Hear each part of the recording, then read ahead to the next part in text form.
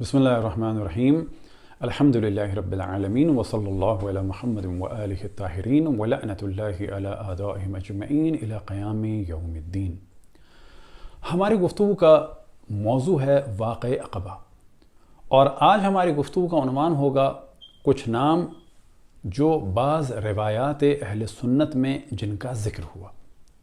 لیکن اس سے پہلے ہم توجہ دلائیں کہ تمام ادیان کا احترام کرنا چاہیے اور تمام مذاہب کا احترام کرنا چاہیے، اور خصوصاً مذاہب اسلامی میں چاہے دیوبندی ہوں، بریلوی ہوں، اہل حدیث ہوں، دروز ہوں، آغاخانی ہوں، بحری ہوں، اباضی ہوں یا علوی ہوں، یا ان کے علاوہ کچھ اور ہوں، یہ سب مسلمان ہیں۔ جو بھی قائل ہو لا الہ الا اللہ محمد رسول اللہ کا، وہ مسلمان ہے۔ ختم نبوت کا قائل ہونا ضروری ہے، بس جو بھی ختم نبوت کا قائل ہو، یعنی ختم نبوت رسول اللہ صلی اللہ علیہ وسلم کا، وہ مسلمان ہے۔ اب ادیان میں بھی نظریات میں اختلاف ہے، مذاہب میں بھی نظریات میں اختلاف ہے، اور محبت کے ساتھ ان کو ڈسکس کرنا چاہیے۔ دنیا اہل سنت میں ہمیشہ سے، حتیٰ رسول اللہ صلی اللہ علیہ وسلم کے فوراً بعد سے تکفیر کا سلسلہ شروع ہوا، اور ہمیشہ ہم نے توجہ دلائی سب سے پہلے جو شکار ہوئے اس تکفیر کے جعلی فتوے کے، وہ ہوئے جناب حضرت مالک ابن نویرہ۔ انہیں اس جعلی فتوے کے ذریعے سے، تکفیر کے ذریعے سے قتل کیا گیا، اور ان کے سر کو تن سے جدا کر کے خالد ابن ولید نے اینٹوں کے طور پہ سر کو استعمال کیا اور اس پہ کھانا پکایا، اور ان سب لوگوں نے کھانا کھایا اور ان کی زوجہ کی حرمت کو پامال کیا گیا، اور بہت ساری مسلمان اور خواتین کی حرمت کو پامال کیا گیا اور انہیں کنیز بنایا گیا۔ تو یہ سلسلہ جو وہاں سے شروع ہوا، یہ چلتے چلتے آج تک چل رہا ہے۔ اب بلا شک اس موضوع کو ڈسکس کرنے کی جو اصل وجہ ہے وہ یہ ہے کہ ہمیں ہر دور میں جھوٹی داستانیں بنا کے قتل کیا گیا، جن میں سے ایک مشہور ترین داستان کی جس کا ہم بار بار ذکر کرتے ہیں کہ جی شیعوں کا قرآن بکری کھا گئی، ایسی کوئی روایت ہمارے یہاں نہیں ہے۔ یہ ایک غلط نظریہ جناب عائشہ نے دیا تھا اپنے ایک غلط فتوے کو جسٹیفائی کرنے کے لیے، کیونکہ وہ فرماتی تھیں کہ بڑی عمر کے افراد کو دودھ پلایا جا سکتا ہے۔ جب ان سے سوال کیا گیا تو انہوں نے فرمایا کہ یہ قرآن میں آیت تھی، کہاں گئی؟ جب پوچھا گیا تو انہوں نے کہا کہ رسول اللہ صلی اللہ علیہ وسلم کے بعد ہم لوگ ان کے کاموں میں مصروف تھے، یعنی ان کی تشییع جنازہ وغیرہ میں، اور اس دوران قرآن میرے بستر کے نیچے تھا، اور بقول حضرت عائشہ کا بکری آئی اور کھا گئی۔ یعنی واضح اللہ سبحانہ و تعالیٰ کی جانب ایک نسبت، اور ساتھ ہی تحریف قرآن کا واضح اقرار، اور یہ سنن ماجہ میں موجود ہے۔ اب اس کو چھپانے کے لیے علماء اہل سنت نے ایک داستان بنائی کہ شیعہ عقیدہ رکھتے ہیں، اور یہ نسبت دے کے انہوں نے ہمیں قتل کروایا۔ اب کیونکہ ہمیں قتل کیا جا رہا ہے صدیوں سے، لاکھوں کروڑوں کی تعداد میں، تو ہماری ذمہ داری ہے کہ ہم اپنے برادران اہل سنت کے سامنے ان کے علماء کی اس سازش کو اور اس چیز کو کلیئر کریں کہ کس طرح سے یہ ہزاروں لاکھوں کروڑوں افراد کو اس طرح سے قتل کرتے چلے آئے ہیں۔ اب بھی اس موضوع کے ڈسکس کرنے کا اصل ہدف یہی ہے۔ بس یہ جو تکفیر کا سلسلہ ہے کہ سارے دیوبندیوں کو بریلوی کافر کہیں، بریلویوں کو دیوبندی کافر کہیں، یہ مل کے اہل حدیث کو کافر کہیں، یہ سب مل کے شیعوں کو کافر کہیں، تو ہم اس کے قائل نہیں ہیں۔ ہم ان سب کو مسلمان مانتے ہیں، ان کی جان مال عزت آبرو کا احترام کرتے ہیں۔ اب ہم بتاتے چلیں کہ جب رسول اللہ صلی اللہ علیہ وسلم 9 ہجری ماہ رمضان میں واپس آ رہے تھے تبوک سے، یعنی تقریباً آپ کی شہادت سے 1.5 سال پہلے، تو آپ نے اعلان فرمایا کہ کوئی بھی اس گھاٹی سے نہ آئے سوائے ان کے، یعنی رسول اللہ صلی اللہ علیہ وسلم کے، اور آپ کے ساتھ تھے جناب حضرت حذیفہ اور حضرت عمار رضوان اللہ تعالی علیہما، اور باقیوں کو حکم دیا کہ وہ عام راستے سے جائیں۔ تو عام راستے سے آپ بھی جا سکتے تھے، لیکن در حقیقت یہ اللہ سبحانہ و تعالیٰ کے حکم سے ایک امتحان تھا، تاکہ بعد میں حق اور باطل میں تمیز ہو۔ لہذا منافقین کو پہچاننے کے لیے بے حکم خداوند تبارک و تعالیٰ رسول اللہ صلی اللہ علیہ وسلم نے جو معیار قرار دیا وہ ہے محبت اہل بیت علیہم السلام، اور خصوصاً محبت مولا امیر المؤمنین علیہ السلام۔ لہذا آپ نے ارشاد فرمایا یا علی لا یحبک الا مؤمن ولا یبغضک الا منافق، کہ اے علی تم سے کوئی محبت نہیں کر سکتا مگر یہ کہ وہ مومن ہوگا اور کوئی بغض نہیں رکھ سکتا مگر یہ کہ وہ منافق ہوگا۔ اب یاد رکھیں کہ بغض کا تعلق دل سے ہے، لیکن اگر کسی کی زبان پر توہین آ جائے مولا امیر المؤمنین کی اور کوئی جنگ کرے، تلوار کھینچے، ان کی تکفیر کرے، تو وہ تو بلا شک منافق ہے۔ اب یہ جو منافق ہیں یہ یا 12 ہیں یا 13 یا 14 یا 15، تو 12 تو کنفرم ہے اور زیادہ مشہور قول بھی یہ ہے۔ ان منافقین کو حضرت عمار نے بھی پہچانا اور حضرت حذیفہ الیمان نے بھی پہچانا۔ اسی طریقے سے ان منافقین کا علم حضرت ام سلمہ کو بھی تھا۔ اسی طرح سے ان منافقین کا علم جناب خاتم الاصحاب حضرت ابو طفیل یعنی جناب حضرت عامر بن واصلہ رضوان اللہ تعالی علیہ کو بھی تھا، اور جناب حذیفہ رضوان اللہ تعالی علیہ اور جناب خاتم الاصحاب حضرت عامر بن واصلہ جناب حضرت ابو طفیل کی جو روایات خصوصاً اس موضوع میں نقل ہوئیں وہ جناب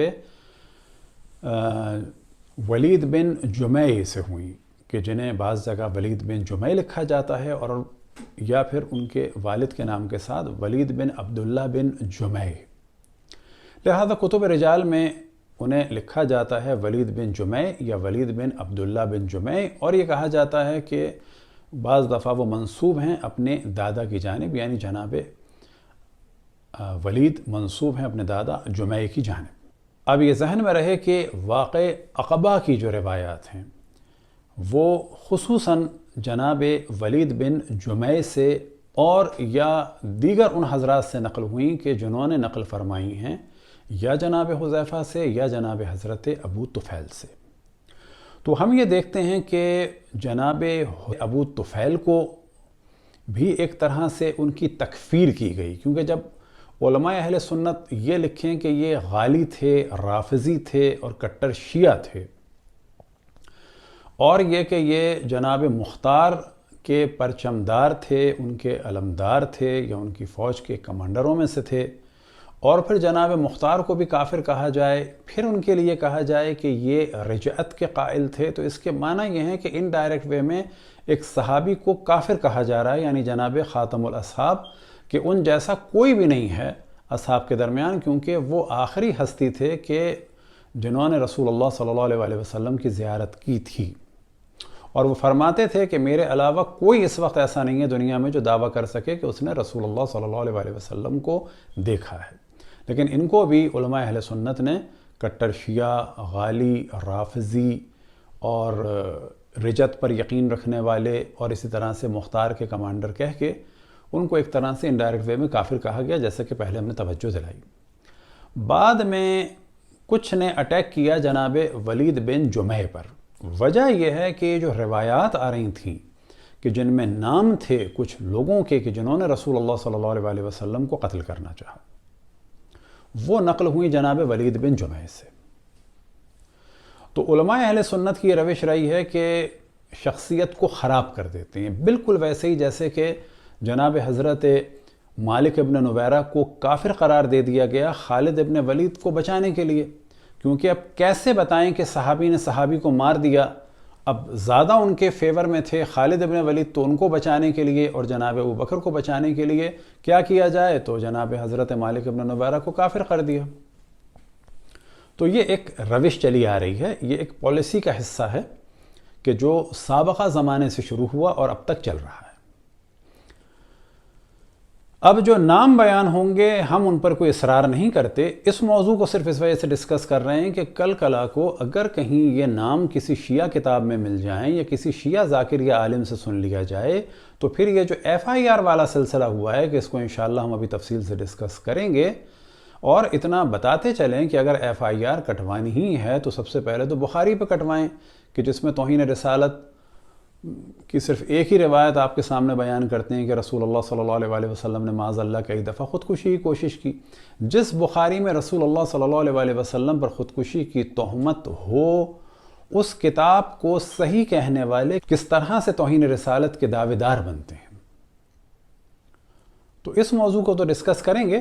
اب آپ کے سامنے ہے مسند احمد ابن حنبل۔ تو سب سے پہلے ہم بتاتے ہیں، چند مثالیں آپ کے سامنے پیش کریں کہ واقع عقبہ جو ہم تک پہنچا ہے، یعنی کتب اسلامی تک، وہ خصوصاً جناب عمار رضوان اللہ تعالیٰ علیہ، جناب حضرت حذیفہ الیمان رضوان اللہ تعالیٰ علیہ، اور جناب حضرت ابو طفیل رضوان اللہ تعالیٰ علیہ، اور ان کے بعد بعض دیگر اصحاب سے، خصوصاً تابعیوں میں سے ایک جناب ولید بن جمیع سے۔ تو ساری روایات تو آپ کے سامنے ہم بیان نہیں کر رہے، لیکن اس وقت فقط کچھ چیزیں بیان کر دیتے ہیں تاکہ آپ کو پتہ چلے کہ ان لوگوں کو کیوں خراب کیا گیا۔ اب آپ کے سامنے مسند احمد ابن حنبل جلد نمبر 10 مکتبہ رحمانیہ کی ہے، ترجمہ ہے مولانا محمد ظفر اقبال صاحب کا۔ صفحہ نمبر ہے اس کا 953 اور 54، اور اس میں آپ سب سے اوپر اگر دیکھیں، کیونکہ 2 پیج کا ہم نے ایک ساتھ اسکین کر دیا ہے، تو حدیث نمبر ہے 24202، حدثنا یزید، اور پھر اس کے بعد اگر آپ دیکھیں تو لکھا ہے انبأنا الولید یعنی ابن عبداللہ بن جمیع۔ تو یہ ہم نے نیلے سے اس کو واضح کر دیا ہے کہ یہ روایت جو ہے وہ ان سے نقل ہوئی ہے، اور انہوں نے نقل کی ہے جناب حضرت ابو طفیل سے۔ تو اگلا نام ہے ان ابی طفیل۔ تو ان دونوں پر اٹیک کیا گیا اور ان کی شخصیت کو خراب کیا گیا، اور جب یہ روایتیں یہ بیان کر رہے ہیں تو بعید نہیں کہ انہوں نے اور روایتوں کو بھی بیان کیا ہو اور کچھ نام بھی لے دیے ہوں، کیونکہ ان سے لوگ نام تو پوچھتے تھے، اور وہ اگلی روایت میں بھی واضح ہو جائے گا کہ ان سے لوگ آ کے نام پوچھتے تھے، لہٰذا ممکن ہے کہ جناب حضرت ابو طفیل نے نام بتا دیے ہوں۔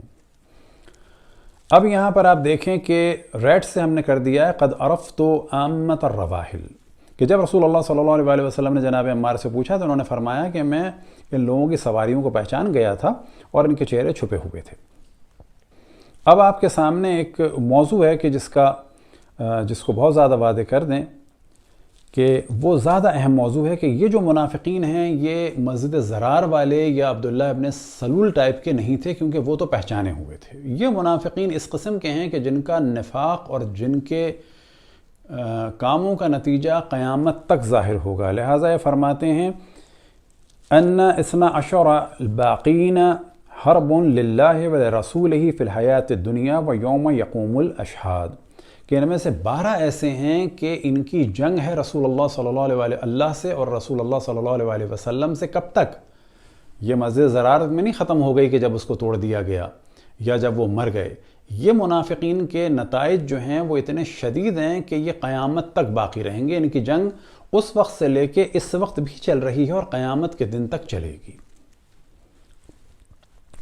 اور اس کا ترجمہ آپ کے سامنے ہم بیان کر دیتے ہیں تاکہ پتہ چلے کہ جب یہ روایتیں ان سے بیان ہوئی تو اس کا مطلب ہے اور روایتیں بھی ان سے بیان ہوئیں کہ جو بظاہر بعد میں ہٹا دی گئیں۔ کیا ہے سب آپ کے سامنے بیان کریں گے۔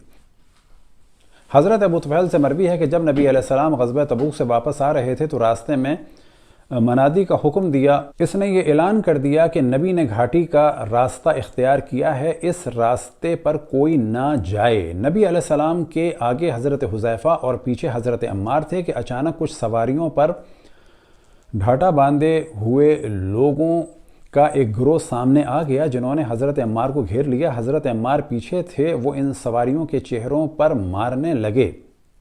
نبی علیہ السلام نے خطرے کا احساس ہوتے ہی حضرت حذیفہ سے سواری روکنے کے لیے کہا اور نیچے اتر آئے۔ پھر نبی اس گھاٹی سے اترنے لگے، اسی دوران حضرت عمار بھی واپس آ گئے۔ نبی نے ان سے پوچھا عمار کیا تم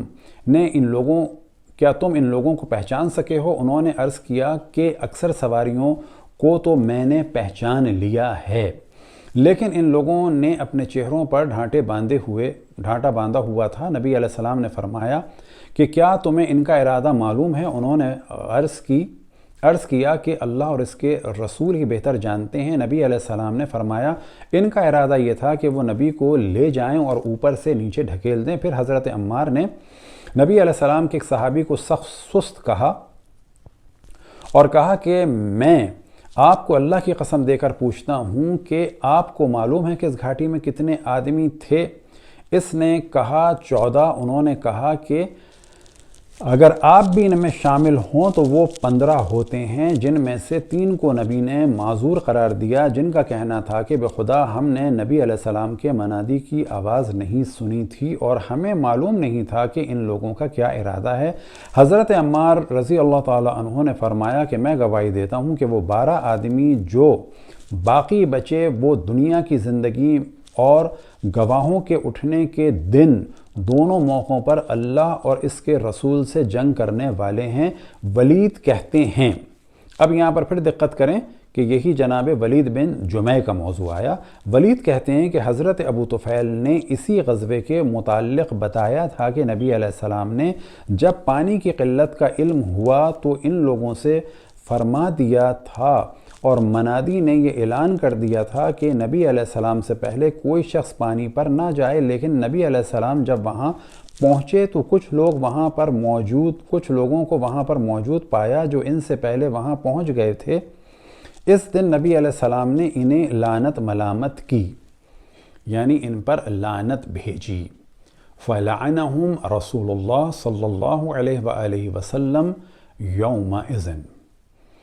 تو پہلی بات یہ واضح ہو گئی کہ یہ روایت جناب ابو طفیل سے اور جناب حضرت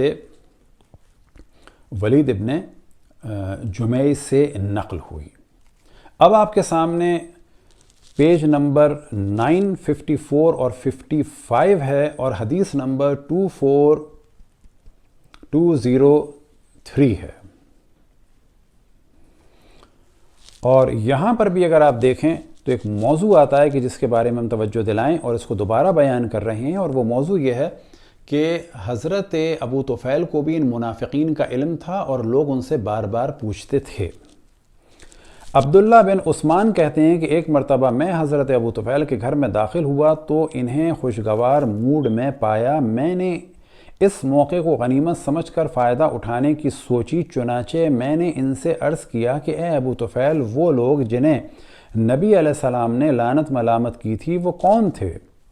ابھی انہوں نے مجھے ان کے متعلق بتانے کا ارادہ ہی کیا تھا کہ ان کی اہلیہ سودا نے کہا کہ اے ابو طفیل رک جائیے، کہ آپ کو معلوم نہیں کہ نبی علیہ السلام نے فرمایا کہ اے اللہ، میں بھی ایک انسان ہوں، اس لیے کہ اگر کسی مسلمان کو میں نے کوئی بد دعا دی ہو تو اسے اس شخص کے حق میں تزکیہ اور رحمت کا سبب بنا دے۔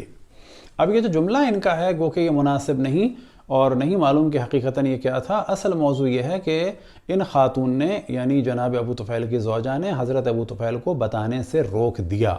وجہ کیا ہے کہ ظاہر ہے کہ جان کا خطرہ تھا۔ اس موضوع کو تفصیل سے جناب حضرت حذیفہ کے موضوع میں اور جناب حضرت ابو طفیل کے موضوع میں ڈسکس کر چکے ہیں۔ بس یہاں یہ معلوم ہوا کہ حضرت ابو طفیل کو ان لوگوں کا علم تھا اور ان کے بعض شاگرد ان سے پوچھتے تھے۔ اب آپ کے سامنے مسند احمد ابن حنبل اور جلد نمبر ہے 16 اور حدیث نمبر ہے عربی میں 23288۔ تو یہاں پر آپ دیکھ سکتے ہیں گرین سے، حدثنا ابو نعیم حدثنا الولید یعنی ابن جمع، اور یہ کس سے نقل ہوئی؟ ابو طفیل ان حذیفہ۔ تو معلوم ہوا کہ یہ روایتیں ان 3 حضرات سے زیادہ نقل ہو رہی ہیں، اور یہاں پر بھی یہی والا موضوع ہے کہ آپ نے تبوک کے واپسی میں منادی فرمائی تھی کوئی اس پانی کی جگہ پر مجھ سے پہلے نہ پہنچے، پھر آپ نے معجزہ دکھا کر وہاں پر سب کو پانی پلایا۔ اور کیا ہے یہاں پر قد سبقہ قوم فلعنہم، کہ ان سے پہلے کچھ لوگ پہنچ گئے تھے ایک گروہ کی صورت میں اور رسول اللہ صلی اللہ علیہ وآلہ وسلم نے ان پہ لعنت فرمائی۔ اس کے بارے میں آپ نیچے دیکھ سکتے ہیں اسنادہ صحیح۔ اب آپ کے سامنے مسند احمد ابن حنبل جلد نمبر 17 ہے اور حدیث نمبر 23682، اور یہاں پر بھی یہی والا موضوع ہے، حدثنا الولید یعنی ابن عبداللہ بن جمع ان ابی طفیل۔ تو یہاں پر وہ والی روایت ہے کہ جس کا اردو میں آپ کے سامنے ہم ترجمہ بیان کر چکے ہیں کہ آپ کو رسول اللہ صلی اللہ علیہ وآلہ وسلم کو کچھ لوگوں نے قتل کرنا چاہا کہ جب آبادی سے گزر رہے تھے۔ اس کے بارے میں بھی یہی ہے اسنادہ صحیح۔ تو یہاں تک پتہ چلا کہ جناب حضرت ولید ابن جمع میں کسی قسم کا کوئی پرابلم نہیں ہے اور ان سے نقل شدہ روایات صحیح ہیں، گو کہ ان کو اور حضرت ابو طفیل کی شخصیت کو خراب کرنے کے لیے ان کو غالی، شیعہ اور ہزار قسم کی باتیں کہی جا رہی ہیں، لیکن ان سے یہ روایات صحیح ہیں۔ اور اگلے مرحلے میں آگے بڑھتے ہیں تو پھر ہم دیکھتے ہیں فَلَعَنَهُمْ رَسُولُ اللَّهِ يَوْمَئِذٍ، وہی والی روایت ہے کہ جو تفصیل سے وہاں پر بیان ہوئی۔ اب آپ کے سامنے ہے صحیح مسلم کا ترجمہ، اور جلد نمبر ہے 5 اور صفحہ نمبر 286 اور 87 ان دو کے درمیان کا ہے، تاکہ پوری روایت بیان ہو جائے۔ اور یہاں پر بھی وہی والی روایت ہے کہ جو ہم نے سب سے پہلے پڑھی، اس کو آپ لوگ پاز کر کے پڑھ سکتے ہیں۔ اور یہاں پر بہت واضح ہے کہ آپ دیکھ رہے ہیں کہ ولید بن جمع نے کہا، ہمیں ابو طفیل نے حدیث بیان کی کہ انہوں نے عقبہ والوں میں سے ایک شخص اور حضرت حذیفہ کے درمیان۔ تو یہاں پر بھی معلوم ہوا کہ جناب ولید بن جمع اور حضرت ابو طفیل اور جناب حضرت حذیفہ کا ذکر ہو رہا ہے، اور یہ روایت ہے مسلم میں۔ اب اتنا بتاتے چلیں کہ جناب ولید بن جمع کو لوگوں نے ثقابی کہا ہے، کہ جو بعد میں ڈسکس ہوگا۔ اسی طرح سے ان سے صحاح ستہ میں روایات نقل ہوئی ہیں، وہ کہ بخاری میں نہیں ہے لیکن ادب المفرد میں ان سے روایت نقل ہوئی، مسلم میں نقل ہوئی، اسی طرح سے ترمذی میں، نسائی میں نقل ہوئی، داؤد میں نقل ہوئی، اور اکثریت نے ان کو ثقہ کہا۔ لیکن اب یہاں کیا گیم ہوا تو وہ آپ کو بتاتے آگے چلیں گے۔ اب آپ کے سامنے ہے سیر اعلام النبلاء۔ تو یہاں پر جلد نمبر 18 میں ذکر ہے ابن حزم کا۔ اب یہ ابن حزم کون ہے تو بتاتے چلیں کہ ابن حزم ایک بڑے عالم ہیں دنیا اہل سنت کے۔ ان کے بارے میں فرماتے ہیں علامہ ذہبی کہ یہ الامام الاوحد البحر ذو الفنون والمعارف، کہ یہ جو ہیں امام ہیں اور یکتا ہیں، ان کی ٹکر کا کوئی نہیں ہے، اور صاحب معارف اور ذو الفنون ہیں، یعنی مختلف علوم میں ان کی بہت زیادہ مہارت ہے، یعنی مختلف علوم میں ان کی بہت زیادہ مہارت ہے۔ اب ان کے بارے میں بتاتے چلیں کہ یہ پیدا ہوئے 384 میں، یعنی قمری حساب سے، اور عیسوی کے حساب سے 994 میں، یعنی 1000 سال سے زیادہ ان کو ہو گئے ہیں۔ اور وفات ان کی ہوئی 456 میں، یعنی 1064 عیسوی میں یہ دنیا سے رخصت ہوئے۔ یہ تھے اندلس کے، یعنی آج کل جو اندلس ہے، اندلوسیہ، کہ جو اس وقت اسپین کا ایک صوبہ اور علاقہ مانا جاتا ہے، یہ وہاں پر تھے۔ ان کے والد بھی بنو امیہ کے وزیروں میں سے ایک وزیر تھے، وہ بنو امیہ کے جن کی وہاں پر حکومت تھی، لہٰذا ان کے والد منصور ابن ابی عامر کے وزیر تھے، اور بعد میں منصور کے بیٹے عبد الرحمن مظفر کے وزیر ہوئے۔ اسی طرح سے خود ابن حزم بھی بنو امیہ کے دربار ہی سے تعلق رکھتے تھے، اور بنو امیہ کے وزراء میں سے ایک وزراء تھے، یعنی باپ بھی اور خود یہ بھی۔ اور یہ وزیر رہے عبد الرحمن المرتضیٰ کے، اور بعد میں عبد الرحمن المستظہر کے، اور پھر ہشام المعتمد کے، یعنی دربار بنو امیہ سے ان کا تعلق تھا۔ اور ان کے کارناموں میں سے کارنامہ یہ ہے کہ یہ اہل بیت کے فضائل سے، ایک تو ظاہر ہے کہ جو ان کی کیفیت ہو سکتی ہے واضح ہے، کیونکہ یہ بنو امیہ کے درباری علماء میں سے تھے، اور دوسری بات یہ کہ یہ شیعوں کی اور اہل بیت کے نظریات کی مخالفت بھی کرتے تھے۔ انہوں نے جناب حضرت ابو طفیل کی بھی شخصیت کو خراب کیا، اور ولید بن جمع کی شخصیت کو بھی خراب کیا۔ اب یہ ذہن میں رہے کہ جس طرح سے بعض کتابیں بعض علاقوں میں پائی جاتی ہیں، آج بھی یہ موضوع ہے کہ جی فلانی جگہ پر یہ والا نسخہ ہے اور فلانے ملک میں یہ والا نسخہ ہے۔ تو جتنے بھی خطی نسخے ہوتے ہیں وہ کسی علاقے میں کسی قسم کے ہوتے ہیں، کسی علاقے میں کسی قسم کے ہوتے ہیں۔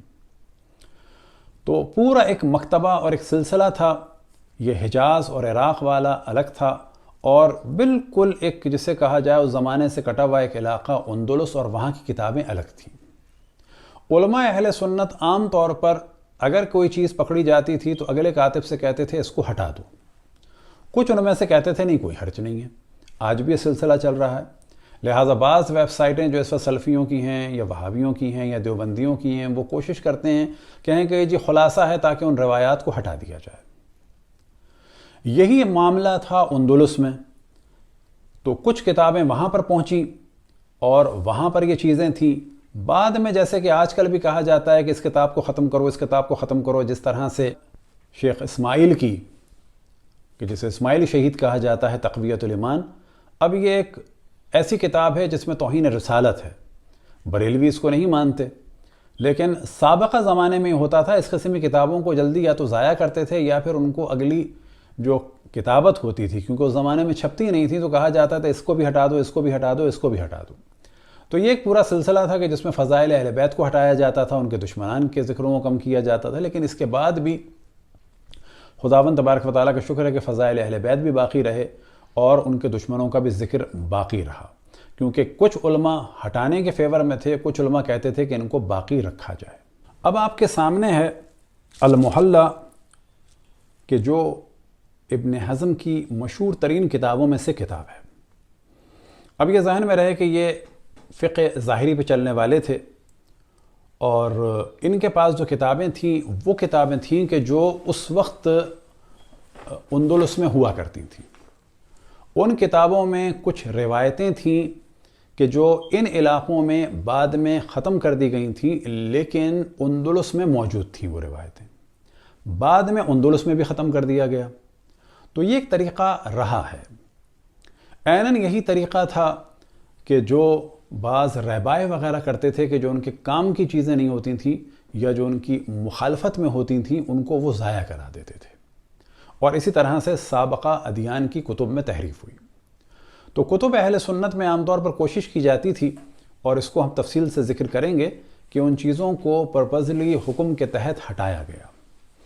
اب جو روایت ہے وہ بظاہر ایک خطرناک روایت ہے، لیکن ہم یہ اصرار نہیں کرتے کہ یہ آپ مانیں اور ضرور مانیں۔ اس کو ہم صرف اس وجہ سے بیان کر رہے ہیں کہ کل اگر کہیں آپ دیکھ لیں اس موضوع کو لکھا ہوا کسی شیعہ کتاب میں یا کسی عالم سے یا ذاکر سے، تو پھر یہ نہ کہیں کہ جی توہین صحابہ کر دیا اور اس کے بعد آپ شور مچائیں۔ پھر ہم اس بات کی جانب توجہ دلائیں گے، ہم اصرار نہیں کرتے کہ آپ اسے ضرور مانیں، لیکن یہ ذہن میں رہے کہ یہ والے موضوعات شیعوں میں بھی ہیں، یہ والے موضوعات سنیوں میں بھی ہیں۔ ہمارے یہاں بھی بعض نام ہیں کہ جن میں روایات ہیں کہ جن میں نام آئے ہیں کہ کن کن لوگوں نے رسول اللہ صلی اللہ علیہ وسلم کو قتل کرنا چاہا تبوک سے واپسی میں عقبہ میں۔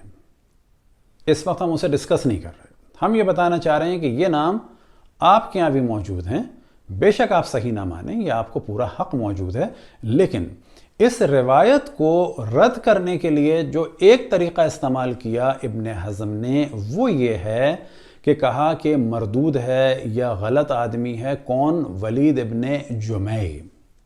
تو ہم یہ دکھا چکے کہ جناب حضرت ولید ابن جمیع کی روایات کو علماء اہل سنت نے صحیح کہا ہے، لیکن ابن حزم کیونکہ اندلس میں رہ رہے ہیں تو انہوں نے وہاں پر یہ چال چلی کہ ان روایات کو غلط کہنے کے لیے ولید ابن جمیع کو غلط کہا جائے ایک، اور پھر اگلے مرحلے میں ان روایات کو کہ جن میں بعض لوگوں کے نام ہیں ان کو ختم کر دیا جائے۔ پس اندلس کی دنیا میں ولید ابن جمیع کی شخصیت کو خراب کر دیا گیا، لیکن حجاز اور عراق کی جانب ولید ابن جمیع کی شخصیت کو تو خراب نہیں کیا گیا اتنا کھل کے، گو کہ ان کو شیعہ کہا گیا، لیکن ان روایتوں کو ختم کر دیا یہاں پر، اور پھر اندلس میں بھی ختم کر دیا۔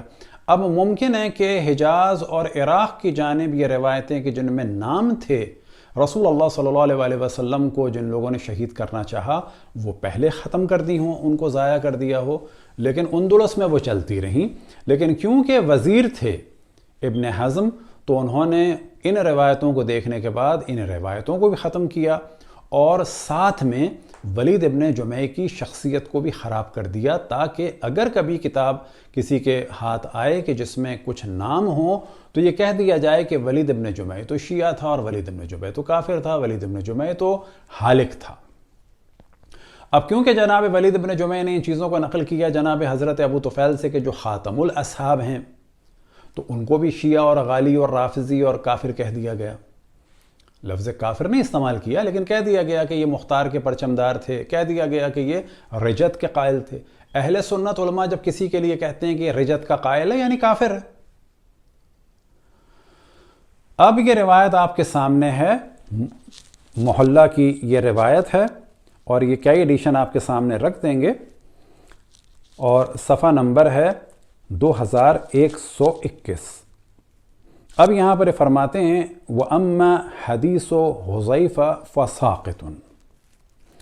تو یہاں پر انہوں نے کیا کیا کہ وہ جو ہم نے آپ کے سامنے روایتیں بیان کی ہیں پہلے کہ جن کو مسلم میں بھی نقل کیا گیا اور احمد ابن حنبل نے بھی نقل کیا، ان کو صحیح کہا، تو انہوں نے پہلے تو وہ ان روایتوں کو ڈسکس کیا کہ جن میں منافقین کا اور واقع عقبہ کا ذکر ہے۔ تو یہ صاحب اتنے زیادہ آگے بڑھ گئے کہ انہوں نے ان روایتوں کو بھی غلط کہہ دیا۔ تو پہلے یہ ڈسکشن کر رہے ہیں وَأَمَّا حَدِيثُ حُذَيْفَةَ فَسَاقِطٌ، کہ وہ جو حذیفہ سے روایات نقل ہوئی ہیں عقبہ کے بارے میں کہ جس میں کہا گیا کہ یہ جو بعض منافق ہیں حرب للہ ولرسولہ فی حیات الدنیا و یوم یقوم الاشہاد، یہ جو ہے روایت ساقط ہے، غلط ہے، باطل ہے۔ کیوں باطل ہے؟ تو دلیل انہوں نے دی لِأَنَّهُ مِن طریق الولید بن جمع، کیونکہ یہ روایت نقل ہوئی ہے من طریق ولید بن جمع، اور آپ دیکھ چکے ہیں کہ ولید بن جمع کی روایات کو صحیح کہا گیا ہے۔ لیکن اب یہ کیا کریں کہ کچھ کو بچانے کے لیے ان ساری روایتوں کو ان کو غلط کرنا ہے۔ غلط کرنے کے لیے ان کے پاس جو ایک کھیل تھا وہ یہ تھا، صرف ایک ان کے پاس ایشو ہے کہ ولید ابن جمع کو کہہ دو غلط تھے، لہٰذا انہوں نے کہا وَهُوَ حَالِكٌ، وہ تو ہلاک شدہ، مردود، لعنتی، اس کے یہ ترجمے کیے جاتے ہیں کہ وہ غلط آدمی تھا۔ اب اس کے بعد کہتے ہیں وَلَا نَرَاهُ يَعْلَمُ مَنْ وَضَعَ الْحَدِيثَ، اور ہم یہ نہیں سمجھتے کہ ولید کو معلوم تھا کہ یہ روایات کس نے بنائی ہیں، یعنی یہ جو واقع عقبہ والی روایات ہیں اس زمانے میں کہ جب ان کو پر عمل ان کو مانا جاتا تھا حجاز میں اور عراق میں۔ اب یہاں پر ولید ابن جمع کی شخصیت کو خراب کرنے کے لیے جو دلیل لے کے آئے ہیں وہ کیا دلیل لے کے آئے ہیں؟ فَإِنَّهُ قَدْ رَوَى أَخْبَارًا، اس ولید ابن جمع نے بلا شک اخبار جمع ہے خبر کی، یعنی ایک روایت نہیں، دو روایت نہیں، کم سے کم 3 یا اس سے زیادہ بیان کی ہیں۔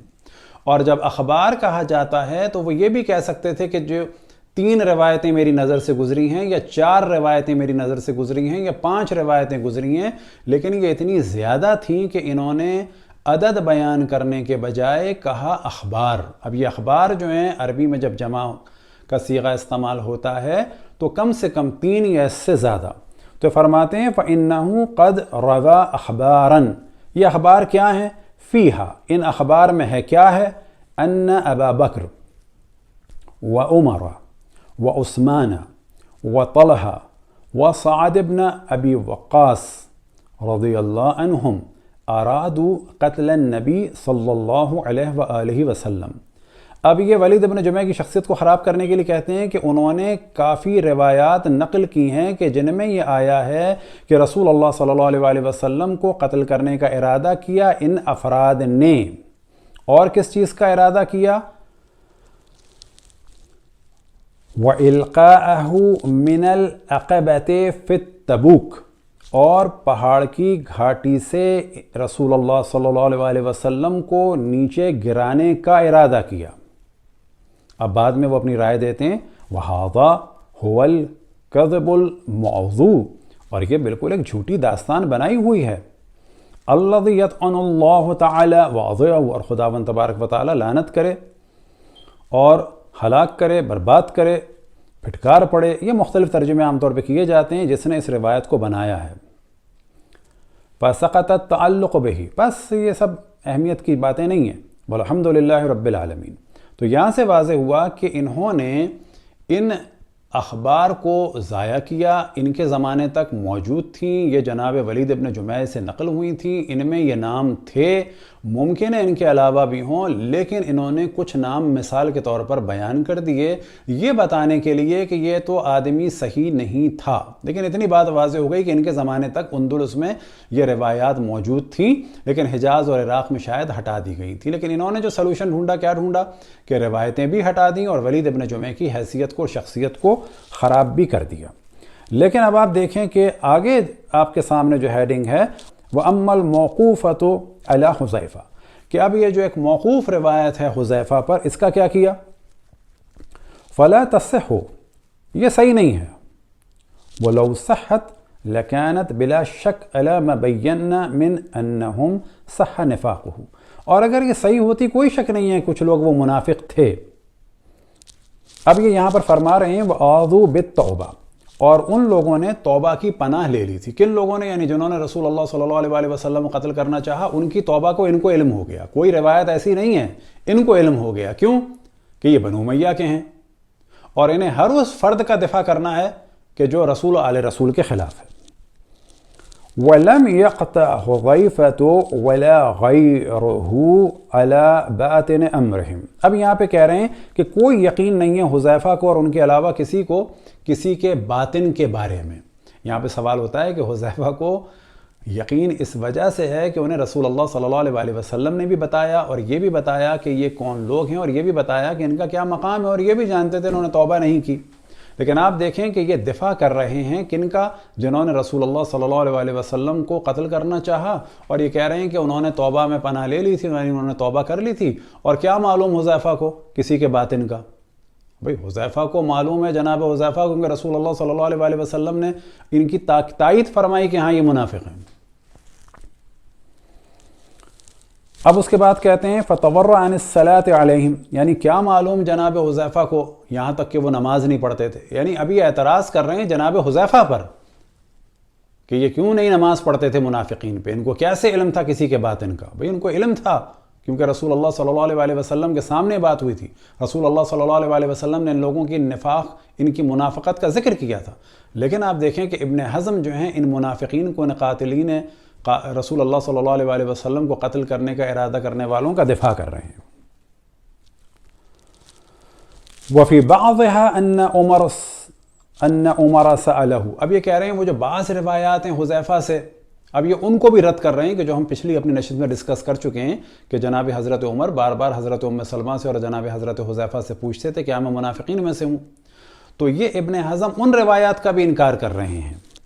وفی بعضها ان عمر سألہ انا منہم، کہ جناب عمر سوال کرتے تھے کیا میں ان منافقین میں سے ہوں، فقال له لا ولا اخبر احدا غیرک بعدک، اور میں اس کے بعد کسی کو بھی نہیں بتاؤں گا، وہذا باطل کما ترى، اور تم جانتے ہو کہ یہ بات بالکل باطل ہے، لأن من الكذب المحض ان يكون عمر يشك في معتقد نفسه حتى لا يدري منافق هو ام لا، اور یہ کیسے ممکن ہے کہ وہ اپنے بارے میں یعنی جناب عمر شک کریں کہ میں منافقین میں سے ہوں یا نہیں ہوں۔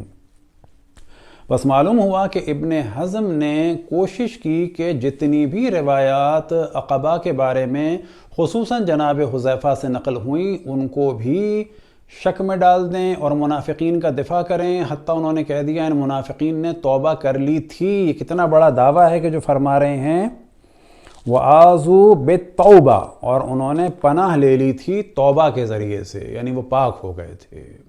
پھر حضرت حذیفہ پر اعتراض کر رہے ہیں کہ وہ کیوں نہیں نماز پڑھتے تھے، انہیں کیا معلوم لوگوں کے دلوں کا حال۔ تو یہ سب کچھ کس لیے ہو رہا ہے کہ ظاہر بنو امیہ کے دربار کے ایک وزیر ہیں، نہ فقط عالم بلکہ وزیر ہیں، اور انہیں اب بنو امیہ کا پورا دفاع کرنا ہے، کسی چیز کو چھوڑنا نہیں ہے۔ اب آپ کے سامنے ہے ایصال فی محلہ بالآثار، تو یہاں کی یہ ہے جلد نمبر 12 اور اس کا بھی آپ کے سامنے صفحہ موجود ہے کہ اس چھاپ میں بھی یہ سب کچھ موجود ہے۔ اما حدیث حذیفہ فساقط، اب آپ کے سامنے ایک پرانی چھاپ ہے جلد نمبر 11 ہے اور منیریہ کی ادارت و طبع المنیریہ کی ہے یہ، اور یہ ایک پرانا اس کا ورژن ہے اور صفحہ نمبر 224 میں ہم نے پیلے سے ہائی لائٹ کر دیا ہے، یہ بھی یہی والا موضوع ہے۔ اب یہاں پر آپ دیکھیں کہ انہی ابن حزم نے المحلہ بالآثار میں آپ دیکھیں جلد نمبر 2 میں کس طرح سے جناب ابو طفیل کی شخصیت کو خراب کیا، اور یہ آپ تفصیل سے ان کے بارے میں جو ہمارا ڈسکشن ہے خاتم الاصحاب کو کے بارے میں کہ آپ اس کو دیکھ سکتے ہیں کہ وہاں پر یہ ہے کہ غالی کافر منافق کے نام سے یہ موجود ہے۔ والثانی، اب یہ دوسری دلیل دیتے ہیں اس اپنے موضوع میں، ان ابا طفیل صاحب رایت المختار، کہ ابو طفیل کہ جو مختار کا علمدار تھا۔ اب یہ کیوں کہہ رہے ہیں یعنی حضرت ابو طفیل ایک صحابی کی شخصیت کو جناب مختار کو تو پہلے کافر کہہ چکے ہیں، اب ان کا جو علمدار ہے وہ بھی کیا ہوگا، وہ کافر ہے۔ کافر نہیں ہے تو کیا ہے، کم سے کم اس کی شخصیت کا احترام ختم کرنے کے لیے یہ کہہ رہے ہیں کہ مختار کے یہ علمبردار تھے کون، خاتم الاصحاب جناب عامر بن واصلہ یعنی جناب ابو طفیل۔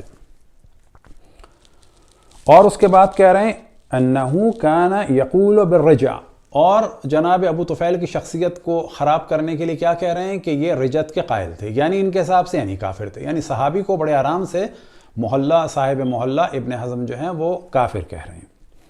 اب اس کے بعد آپ دیکھیں جلد نمبر 1 میں محلہ میں یہ دوبارہ جو ہے حضرت مختار کو کافر بھی کہہ رہے ہیں، لہٰذا ایک تابعی کون، ابو عبداللہ الجدلی کو، کہ اس کے لیے ان کے لیے کیا فرما رہے ہیں، صاحب رایت الکافر المختار۔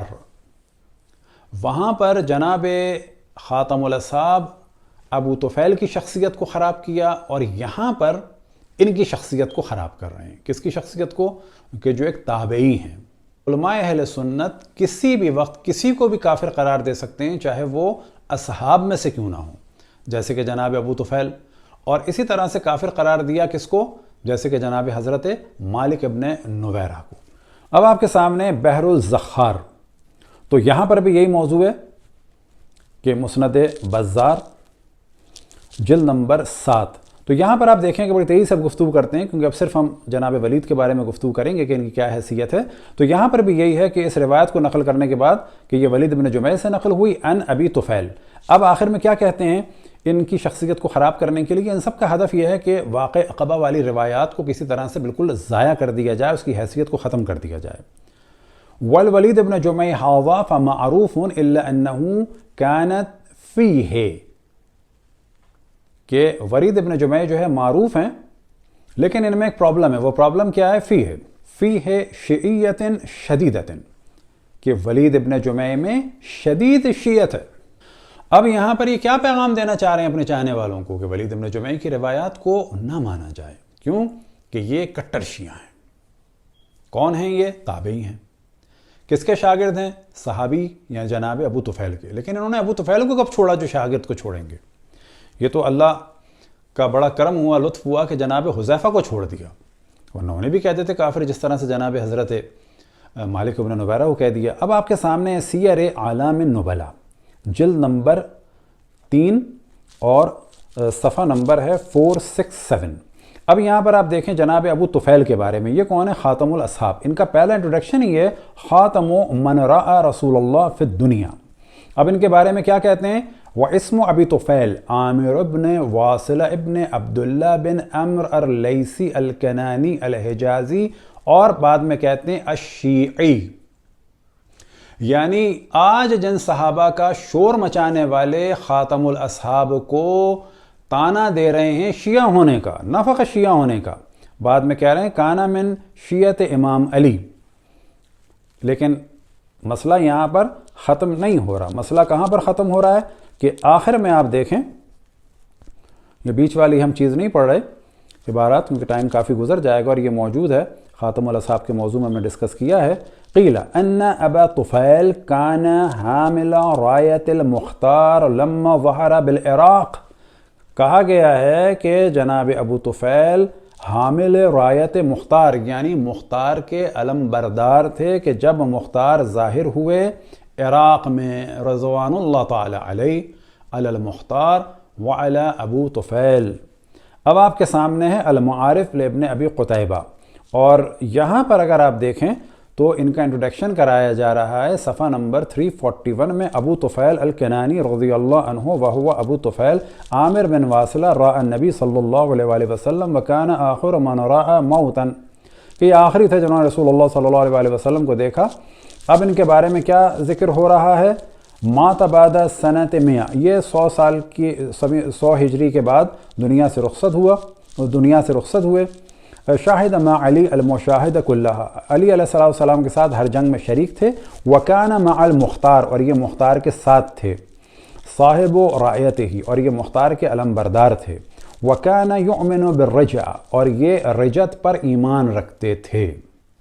اب ان کا ذکر ہو رہا ہے کہاں پر؟ 624 صفحے پر. کن کے ضمن میں ان کا ذکر آ رہا ہے؟ اسماء الغالیت من الرافضہ، کہ کہہ رہے ہیں کہ اصحاب میں سے جو غالی تھے اور رافضی تھے. اب آپ دیکھیں، غالی یعنی غلو کرنے والے، کافر. اور کون؟ رافضیوں میں سے کافر. ان رافضیوں میں سے اور غالیوں میں سے ایک کون تھے؟ وہ شیعہ تھے. اور وہ کون تھے؟ خاتم الاصحاب ابو طفیل صاحب و رایت المختار. اب پھر ان کی شخصیت کو خراب کر رہے ہیں، کیونکہ جناب مختار کو کافر کہا جا رہا ہے.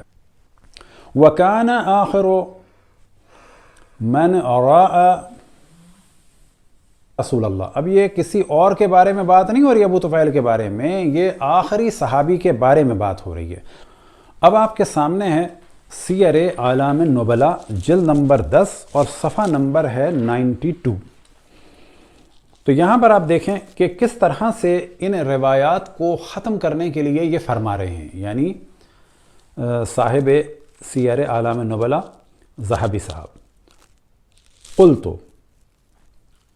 کلام الاقران اذا تبرہن لنا انہ بہوا و عصبیت، کہ فرماتے ہیں کہ اگر ہمارے لیے یہ ثابت ہو جائے کہ ہمارے بڑوں نے کچھ باتیں لالچ، ہوا، ہوس اور تعصب کی بنیاد پر کی. اب یہاں پر اقران سے مراد ہیں وہ ان کے بڑے علماء اور وہ ان کے فقہ میں اور علم میں ائمہ جو ایک دوسرے کے خلاف بولتے تھے، جیسے کہ امام احمد ابن حنبل جناب ابو حنیفہ کی خوب توہین کرتے تھے. تو یہاں پہ کہا جاتا ہے کہ یہ دو اقران ہیں، انہوں نے جو کچھ ایک دوسرے کو کہا ہے تو کیا کرنا چاہیے؟ تو ان کے بارے میں کہتے ہیں لا یلتفت الیہ، تو ان پر توجہ نہیں دینی چاہیے. بل یطوی، ان کو لپیٹ دیں، یعنی غائب کر دیں، چھپا دیں. ولا یروی، اور ان باتوں کو نقل نہیں کرنا چاہیے. تو یہ تو ہے ایک پہلی گفتگو کہ ان باتوں کو ڈسکس نہ کریں. یہ بالکل وہی موضوع ہے کہ جو دنیا اہل سنت میں کہا جاتا ہے کہ اصحاب کے مشاجرات کا ذکر نہ کیا جائے، لیکن اس سے پہلے کہتے ہیں کہ جو ہمارے ائمہ ہیں جیسے امام ابو حنیفہ وغیرہ، ان کے جو اختلافات تھے، خصوصاً امام احمد ابن حنبل بہت مذمت کرتے تھے ابو حنیفہ صاحب کی، تو ان کو ذکر نہیں کرنا چاہیے. لیکن اصل موضوع جو ڈسکس کر رہے ہیں وہ کیا ڈسکس کر رہے ہیں؟ کما تقرر عن الکف عن کثیر مما شجر بین الصحابۃ وقتالہم، جیسا کہ ہمارا اجماع ہے کہ خاموش رہیں اکثر کے بارے میں جو کچھ اصحاب کے درمیان اختلاف اور جنگیں ہوئیں، یعنی مشاجرات ہوئے اور جو آپس میں جنگیں ہوئیں. کثیر مما شجرہ بین الصحابہ وقتالہم، اصحاب کے درمیان جو اختلافات ہوئے، ایک دوسرے کو برا کہا، لڑائیاں ہوئیں، ان کو بھی ڈسکس نہ کرنے پہ ہمارا اجماع ہے.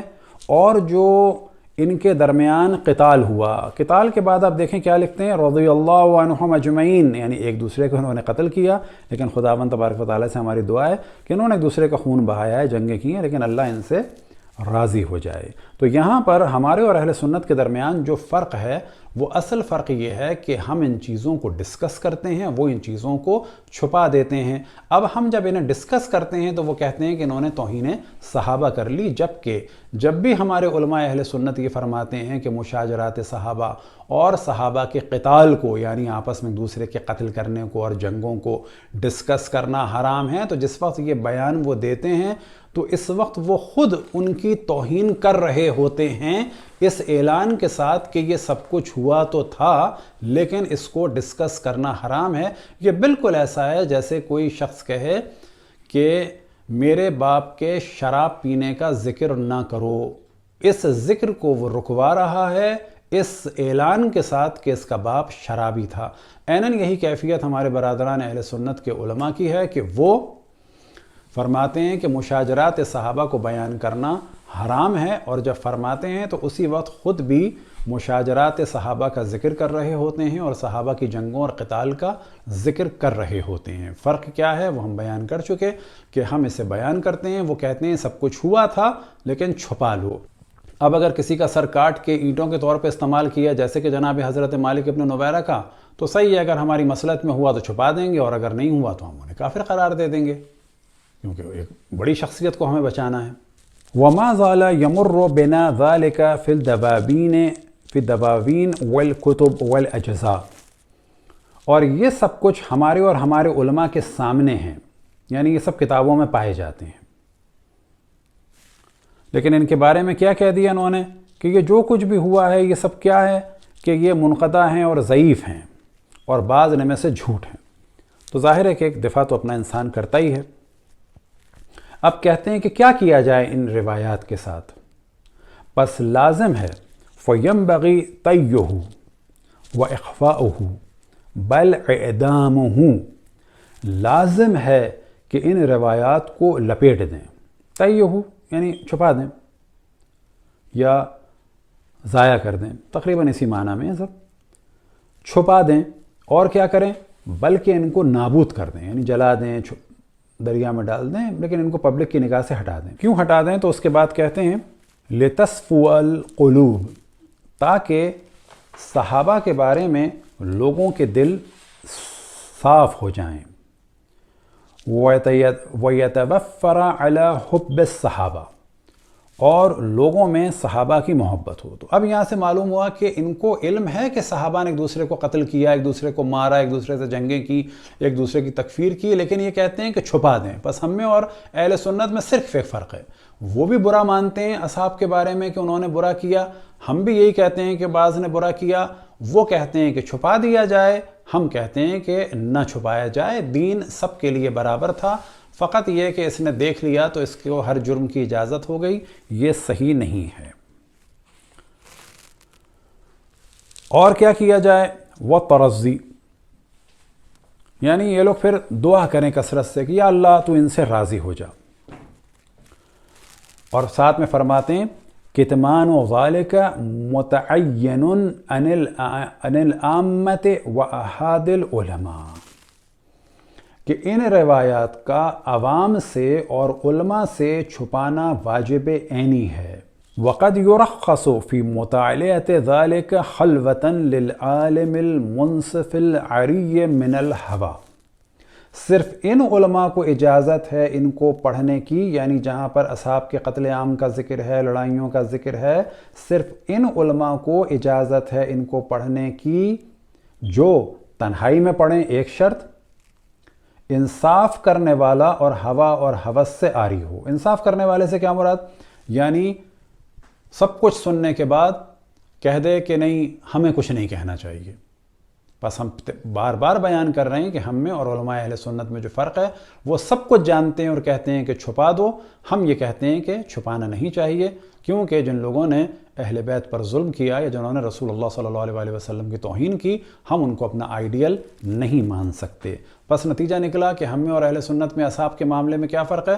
ہم کہتے ہیں کہ سب کچھ بتایا جائے تاکہ ان کو آئیڈیل نہ سمجھا جائے، وہ کہتے ہیں سب کچھ چھپا دیا جائے اور اچھوں کو اور بروں کو برابر کر دیا جائے۔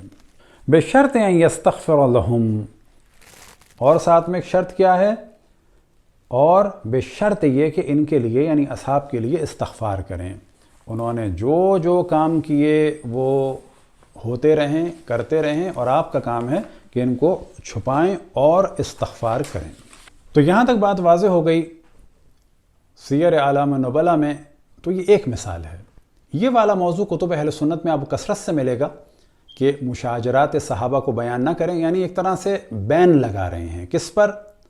کہ یہ ہوا تو ہے، اس پہ انکار نہیں ہے، اس کو آپ بیان نہ کریں۔ یہ اچھے ہوں، برے ہوں، قاتل ہوں، مقتول ہوں، ان کو سب کو برابر کر دیں۔ اور کیا کریں؟ ان چیزوں کو چھپا دیں، غائب کر دیں اور ضائع کر دیں۔ اگر کچھ رہ جائے تو پبلک میں نہ پڑھیں، صرف علماء پڑھیں، اور یہ ہو رہا ہے۔ بس پھر ہم بتائیں کہ ہم میں اور اہل سنت کے علماء میں یہ ایک اہم فرق ہے۔ ہم کہتے ہیں قاتل مقتول، ظالم مظلوم برابر نہیں ہیں۔ آپ کے سامنے الصواعق المحرقہ، صفحہ نمبر ہے 234، اور یہاں پر ایک مثال دی جا سکتی ہے، اور وہ مثال یہ ہے کہ یہ فرماتے ہیں ان مثل اہل بیتی فیکم کمثل سفینۃ نوح من رقبها نجا۔ یہ فرماتے ہیں کہ جو رسول اللہ صلی اللہ علیہ وسلم نے فرمایا کہ میرے اہل بیت کی مثال سفینہ نوح کی طرح سے ہے کہ جو اس میں سوار ہو گیا اس نے نجات پائی۔ وفی روایت المسلم من تخلف عنها غرق۔ مسلم میں یہ نقل ہوا کہ جس نے بھی میرے اہل بیت سے یا اہل بیت کے سفینے سے منہ موڑا تو وہ کیا ہوگا؟ وہ ڈوب جائے گا۔ وفی روایت ہلاکا، اور بعض روایت میں آیا کہ وہ ہلاک ہو جائے گا۔ یعنی کیا مراد ہے حدیث سفینہ سے؟ کہ اے مسلمانوں، تمہارے درمیان میرے اہل بیت سفینہ نوح کی طرح سے ہیں، طوفان آ چکا ہے، اگر تمہیں بچنا ہے تو سفینہ نوح میں سوار ہو جاؤ تو بچ جاؤ گے، اور اگر سوار نہیں ہوگے تو مر جاؤ گے، ہلاک ہو جاؤ گے، غرق ہو جاؤ گے، ڈوب جاؤ گے۔ بس جو اہل بیت سے وابستہ نہیں ہوا، جنہوں نے اہل بیت سے دین نہیں لیا، وہ غرق ہو جائیں گے۔ تو یہ مثال ہے۔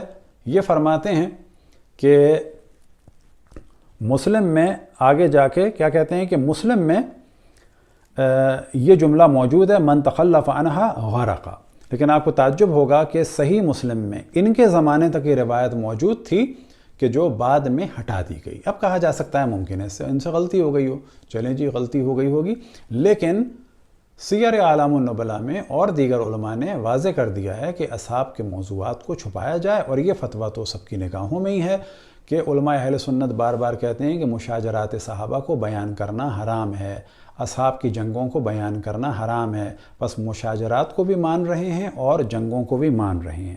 آپ کے سامنے طبقات الکبریٰ جلد نمبر 7، اور یہاں پر بھی بڑی تیزی سے بیان کرتے ہیں ولید بن عبداللہ بن جمع من انفسہم وکان ثقۃ ولہ احادیث۔ تو یہ فرماتے ہیں کہ یہ ولید بن جمع ثقہ تھے۔ الجرح والتعدیل قسم الثانی، اور جلد نمبر 4 صفحہ نمبر 8، اور باب العین میں آپ آ جائیں الولید بن عبداللہ بن جمع الزہری روا عن ابی طفیل، کہ یہ جو روایت نقل کرتے تھے ابو طفیل سے کرتے تھے، اور ہم بتا چکے کہ ابو طفیل آخری صحابی ہیں، خاتم الاصحاب ہیں، ان کو بھی شیعہ غالی کٹر اور 50 چیزیں کہہ کے جو ہے وہ خراب کرنے کی کوشش کی گئی، اور جناب ولید بن جمع کو بھی کی گئی۔ اب ان کے بارے میں بیان ہوئے کہ احمد بن حنبل کے بیٹے کہتے ہیں حدثنا عبد الرحمن حدثنا عبداللہ بن احمد بن محمد بن حنبل فیما کتب الیہ قال قال ابی، میرے والد کہتے تھے الولید بن جمع لیس بہ بأس، اور ہم نے دکھایا کہ مسند احمد بن حنبل میں انہوں نے ان کی روایات کو صحیح کہا ہے۔ اسی طرح سے بیان ہوا کہ یحییٰ بن معین انہ قال الولید بن جمع ثقۃ، کہ ابن معین کے نزدیک بھی یہ ثقہ تھے۔ حدثنا عبد الرحمن قال سئل ابی ان ولید بن جمع قال صالح الحدیث، کہ میرے والد سے امام احمد بن حنبل سے پوچھا گیا کہ ولید بن جمع کیسے ہیں، تو انہوں نے فرمایا کہ صالح الحدیث ہیں۔ اسی طریقے سے ابو زرعہ سے سوال کیا گیا جناب ولید بن جمع کے بارے میں، انہوں نے بھی فرمایا لا بأس بہ۔ اب آپ کے سامنے ہے من تکلم فیہ وہو موثق او صالح الحدیث، کہ جن کے بارے میں گفتگو کی گئی ہے لیکن وہ موثق ہیں اور صالح الحدیث ہیں۔ ان میں سے کون ہیں؟ ولید بن جمع ہیں۔ ولید بن جمع کے بارے میں کہا جاتا ہے، ان کا پورا یہ نام ہے، ان کے بعد بارے میں کہا جاتا ہے وثقہ ابن معین والعجلی و ابن سعد وقال احمد و ابوہ داؤد لیس بہ بأس، وقال ابو زرعہ لا بأس بہ، وقال ابو حاتم صالح الحدیث۔ اب اس کے بعد آپ دیکھیں تو ہے وکان فیہ تشیع، کہ ان میں شیعت تھی۔ پھر آخر میں دیکھیں تو آپ لکھا ہے فہو حسن الحدیث وفیہ تشیع۔